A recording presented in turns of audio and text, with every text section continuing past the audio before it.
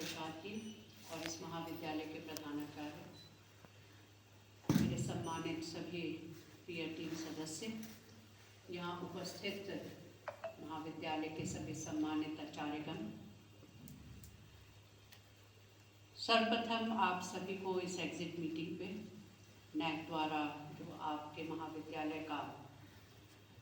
Assessment और accreditation कार्य, जिसके लिए मेरे ख्याल आप लोग वर्षों से लगे हुए होंगे, वह आज पूरा हुआ और सफलतापूर्वक पूरा हुआ। उसके लिए मैं आप सभी लोगों को, आपके प्रबंधन समिति, आपके प्रधानाचार्य और जो समस्त आचार्यगण और जो लोग भी इस कार्य में लगे, सभी को बधाई। जब हम इस महाविद्यालय में आए तो बिल्कुल एक आप कहें कि जैसे हम परिवार में रहते हैं उसी तरह का अनुभव जो है परसों से हो रहा है। और आप लोगों के द्वारा जो हमारे पूरा जो रख रखाव और जो पूरा हम लोग का ध्यान रखा गया, उसके लिए भी मैं पीयर टीम की तरफ से और अपनी तरफ से आप सभी का आभार व्यक्त करती हूँ। आज के जो हम लोग 2 दिन हमारी पूरी विज़िट रही, तो उसमें हमें ये बहुत अच्छा लगा कि एक ग्रामीण क्षेत्र में होते हुए यह महाविद्यालय जो है, उसका जो भौतिक संसाधन है, फिजिकल इंफ्रास्ट्रक्चर, वो मेरे ख्याल उच्च से भी अति उच्च श्रेणी वाला है। क्योंकि इतना अच्छा जो भौतिक संसाधन है वो मेरे ख्याल अगर हम किसी सिटी के भी अगर महाविद्यालय या यूनिवर्सिटी में देखें तो उतना नहीं, कई यूनिवर्सिटीज़ में नहीं होगा, जो कि एक इस ग्रामीण अंचल में होते हुए इस महाविद्यालय। कल से हम लोगों ने जो विभिन्न इंटरैक्शंस की, उस इंटरैक्शन में जिसमें स्टूडेंट के द्वारा किया, शिक्षक के द्वारा जो हुई, और non teaching staff, parents, alumni, सबके द्वारा यह जो एक निष्कर्ष के रूप में जो आया कि महाविद्यालय जो है अपना काम जो है पूरे दायित्व के साथ, पूरी ईमानदारी के साथ, पूरे जिम्मेदारी के साथ जो है वो अपना कार्य कर रहा है। और मेरे ख्याल उसी का जो है परिणाम रहा कि आपके महाविद्यालय से मेरे ख्याल 70% से अधिक जो विद्यार्थी रहे हैं वो कहीं ना कहीं विद्यालयों में शिक्षक के रूप में जो है कार्य कर रहे हैं। तो ये एक बहुत ही अच्छा जो है आप लोगों के द्वारा कार्य करा जा रहा है। और उसके लिए आपकी जो प्रबंधन समिति, जो कि मुझे लग रहा है बहुत ही सपोर्टिव है आपके हर कार्य के लिए, वो भी साधुवाद के बात हैं। और जो 2 दिन हमने देखा और जो कुछ सुझाव हमने आप रिपोर्ट में भी दिए हैं, भौतिक संसाधन बहुत अच्छे हैं, लेकिन जो अब आपको आगे के लिए जो कार्य करना है, क्योंकि आपका पहला नैक का असेसमेंट है, तो शायद वो उन चीज़ों को किस तरह प्रस्तुत किया जाए उसमें आप में अभी वो चीज़ नहीं आई। लेकिन आगे के लिए मेरे ख्याल आप लोगों ने भी 2 दिन में काफ़ी सीखा होगा कि किस तरह से किसी कार्य को जो है प्रभावी ढंग से जो है वो किया जाता है। तो कुछ जो हम लोग ने 2 दिन देखा, तो उसमें कुछ जो मैं सुझाव आप लोगों के समक्ष प्रस्तुत करना चाहूँगी कि आप लोगों के पास आईसीटी भौतिक तो है ही अच्छा, लेकिन जो आईसीटी के जो सुविधाएं आपको हैं, आपके पास लेटेस्ट जो हैं टूल्स और इक्विपमेंट्स भी हैं, तो उनका टीचर जो हैं, नॉन टीचिंग स्टाफ यूज़ कर रहा है, टीचर भी कर रहा है, लेकिन उसको आप कक्षा शिक्षण तक भी ले जाएं। मेरे ख्याल आज का ज़माना जो है, अगर आप कहें कि ऑनलाइन टीचिंग का है, और अगर हमको भी कोई ऑनलाइन कोई चीज़ खरीदनी होती है तो तुरंत हम उस कार्य को अपने मोबाइल में उस ऐप को फटाफट डाउनलोड करते हैं। लेकिन अगर वो किसी शैक्षिक कार्य के लिए करें तो बहुत समय लगाते हैं उसके लिए। मेरे ख्याल आजकल कोई भी विद्यार्थी ऐसा नहीं होगा जिसके पास मोबाइल नहीं है। तो इसके लिए आप लोग डिजिटल स्किल कॉम्पिटेंसीज को के संवर्धन के लिए, क्योंकि आज का युग जो है अगर आप कहें तो डिजिटल स्किल्स का है, डिजिटल इरा है, तो उसके लिए आप में जो है digital skills, digital competencies teachers में भी और स्टूडेंट्स में, क्योंकि पहले टीचर में आएंगी तभी स्टूडेंट्स में आएंगे। और अगर इन दोनों की तुलना करें तो स्टूडेंट शायद टीचर से ज़्यादा आगे होंगे, because they are the digital natives. तो आप लोगों को टीचिंग और लर्निंग में, क्योंकि यहाँ पर मेन फोकस जो टीचिंग लर्निंग प्रोसेस का था उसमें टीचर सेंट्रिक मेथड्स पर ज़्यादा फोकस है, तो मल्टी मोड की तरफ और स्टूडेंट सेंट्रिक जितनी भी अप्रोचेस हैं उनका जो है वो प्रयोग जो है वो आप करें। दूसरा, एलिमिनाई का भी हम लोगों ने देखा, एलिमिनाई रजिस्ट्रेशन के लिए जाएं और एलिमिनाई का सहयोग आप अपने कॉलेज डेवलपमेंट के लिए जितना ज़्यादा ले सकते हैं उसको लीजिए। तो उसको हमने सुझाव में भी दिया है और वो मेरे ख्याल ज़्यादा कोई लंबा कार्य नहीं है, तो एलिमिनाई भी कई जो हमने 2 दिन जो हमारी पूरी टीम ने देखा, जो आपने SSR में जो बातें लिखी और कई चीज़ें आपने इम्पॉर्टेंट चीज़ें जो है मिस कर दी जो कि आप लोग एक्चुअल में करते हैं। तो किस तरह से अपने कार्य को प्रस्तुत करना, ये भी एक शैली होती है, how you present your work. तो presentation skill is also very important, ठीक है। तो आप जो भी एक्टिविटीज करें, whether it is the curricular activity और the co curricular activity, you should have the proper documentation of that those activities। और इसमें IQAC सेल जो है उसको थोड़ा सा और जो है आपको स्ट्रेंथन करना होगा और प्रबंधन समिति और जो प्रधानाचार्य हैं उस पर ध्यान देंगे। जितनी आपकी कमिटीज़ हैं, सेल्स हैं, उनका क्या काम है, उनके क्या ऑब्जेक्टिव्स हैं, जो मेंबर्स हैं उन कमिटीज़ के उनको ये पता होना चाहिए ताकि उस उद्देश्य की पूर्ति के अकॉर्डिंगली उन सेल्स और कमिटीज़ के जो भी आप क्रियाकलाप जो है निर्धारित करें, उनका प्रपोजल IQAC को दें, IQAC जो है प्रिंसिपल को दें और फिर आप वो एक्टिविटीज़ करें। नेक्स्ट जो देखा है कि फाइनेंस का क्रंच है, because it is a self finance college, तो उसके लिए आप फाइनेंशियल फंड्स के लिए वेरियस रिसर्च प्रपोजल के लिए, even for the organizing seminars and conferences also you are having the ICSSR, ठीक है। तो वो आप साइट पर जाइए और वहाँ से उनका जो फॉर्मेट है उस फॉर्मेट के अकॉर्डिंगली कोई भी टॉपिक लेकर जो कि आपके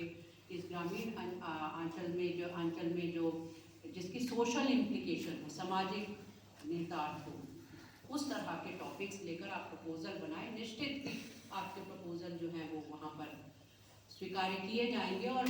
काफ़ी उसमें आपको जो है लैक्स में आपको पैसा जो है उसको, ठीक है। तो उसमें भी आप जाइए फाइनेंस क्रिएशन के लिए, उसमें भी आप लोग जो है वो जा सकते हैं। और डॉक्यूमेंटेशन पर, क्योंकि जब आपका नेक्स्ट जो होगा डॉक्यूमेंटेशन पर ही, क्योंकि जो आप एविडेंस दिखाएंगे उसी एविडेंस के आधार पर आपके नंबर जो है वो लगते हैं। और एक चीज़ और जिस पर आपको भी वर्क करना है, that is automation of your library. Library में मेरे ख्याल लाइब्रेरियन जो थे उन्होंने बोला था कि कोहा सॉफ्टवेयर के लिए शायद उन्होंने प्रपोजल जो है वो दिया है, तो उसको जल्दी ही अपनी, क्योंकि बुक्स आपके पास काफ़ी हैं, 8000 समथिंग हैं, तो उसको आप ऑटोमेशन के लिए जो है वो जाएं। और ग्रीन इनिशिएटिव्स के लिए सोलर पैनल, तो इसमें मैं प्रबंधन समिति को कहूँगी क्योंकि ये बिल्कुल यहाँ पर है, तो सोलर एनर्जी और एनर्जी कंजर्वेशन की तरफ भी महाविद्यालय का जो है ध्यान होना चाहिए, उसके भी मार्क्स जो है, ठीक है। तो उसको भी आप लोग सोलर पैनल और जो भी और वेस्ट मैनेजमेंट, वेस्ट मैनेजमेंट के क्या क्या तरीके हैं, क्योंकि आपके पास सफिशेंट एरिया है तो आप लोग उसको जो है वो कर सकते हैं। और नेक्स्ट जो कहूँगी, क्योंकि आप लोग ग्रामीण क्षेत्र में रहते हैं, तो यहाँ आसपास के जो भी आपके गांव हैं उन गांव से अपने विद्यार्थियों को जोड़िए, so that you have a connect with your village. और विलेज को जो भी सरकारी योजनाएं हैं उन योजनाओं के बारे में अवेयर कराइए, जिससे कि जो ग्रामीण लोग हैं, चाहे वो लेडीज़ हैं, बच्चे हैं, जेंट्स हैं, तो उनको जो सरकार द्वारा योजनाएं हैं या और कोई अवेयरनेस या हेल्थ कैंप्स, ठीक है, अवेयरनेस के हेल्थ कैंप्स और भी तरह के जितने भी हैं, आप जैसे स्वच्छता वाला होता है भारत सरकार के द्वारा काफ़ी सारे जो हैं प्रोग्राम्स, तो इन प्रोग्राम्स को भी आप बच्चों के साथ जो है उनको उस जिसको जो भी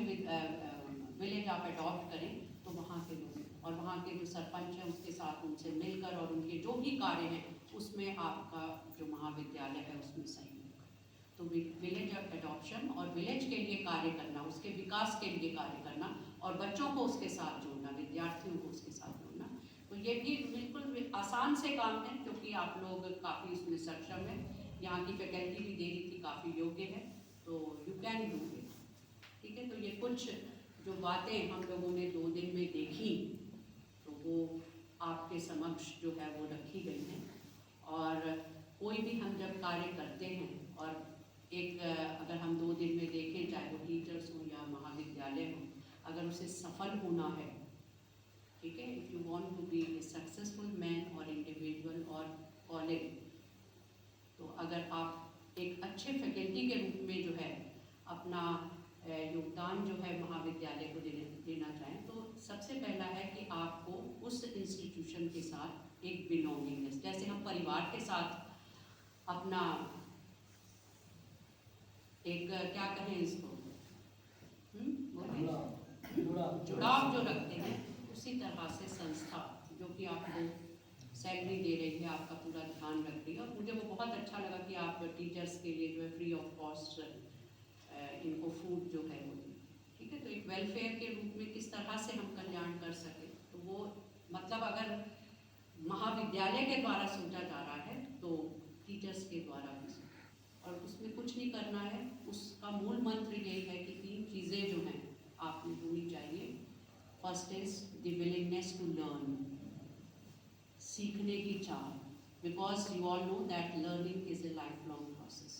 सीखने की कोई उम्र नहीं होती, हम लोग भी अभी बहुत कुछ सीखते हैं, और ये नहीं कि हम एक्सपीरियंस हो गए तो कुछ नहीं, सीखने के बहुत सारे क्षेत्र, ठीक है। और आज जो सीखने का क्षेत्र है स्पेशली फॉर टीचर्स, क्योंकि सब्जेक्ट में तो सब निपुण ही है, डिजिटल स्किल्स, क्योंकि उसके बिना आगे जो है वो गुजारा नहीं, ठीक है, that is the need of hour. So first is the willingness to learn, और second is thirst for knowledge, ज्ञान के लिए आप में एक प्यास, एक भूख जो है वो होनी चाहिए। जैसे जैसे भूख लगती है हम लोग किचन की ओर या खाने की तरफ दौड़ते हैं, उसी तरह से हम जिस भी विषय को पढ़ा रहे हैं उसमें अपने ज्ञान को अद्यतन अपडेट जो है वो करते रहना चाहिए, ठीक है। And third very important thing, that is always do your best. जितनी भी आप में क्षमता है, जितनी भी योग्यता है, उस योग्यता को यूज़ करते हुए और उस कार्य को हम जितनी अच्छी तरह कर सकें, वो अच्छी तरह से हमको करना चाहिए। तो अगर हम ये 3 चीज़ें अपनाएं अपने जीवन में, तो हम हर कार्य में, हर संकल्प में सफल होंगे। और इसके लिए हमको संकल्पवान बनना पड़ेगा और क्या। तो ये मेरे ख्याल टीचर्स के लिए कोई मुश्किल काम नहीं है, तो उसको आप करेंगे तो अवश्य ही हर क्षेत्र में जो है वो सफल होंगे, ठीक है। तो इन्हीं शब्दों के साथ, कि क्योंकि सुबह से आप लोग भी वेट कर रहे हैं कि हाँ कोई लेक्चर देने का नहीं, खाली आपको सुझाव और क्या क्या चीज़ें जो है आपको आगे करनी है, उसी के बारे में जो है कुछ बिंदु बात तो बहुत करनी थी, लेकिन अब टाइम भी हो रहा है। लेकिन किसी भी तरह का हमारे से सहयोग चाहिए होगा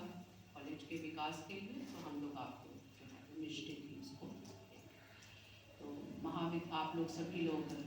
स्वस्थ रहें, प्रसन्न रहें, निरंतर प्रगति करते रहें, और जो भी आप प्रयास करें उसमें सफल हों, और यह विद्यालय उत्कृष्टता की नई ऊंचाइयों को प्राप्त करें। ऐसी ही शुभकामनाओं के साथ बहुत बहुत धन्यवाद।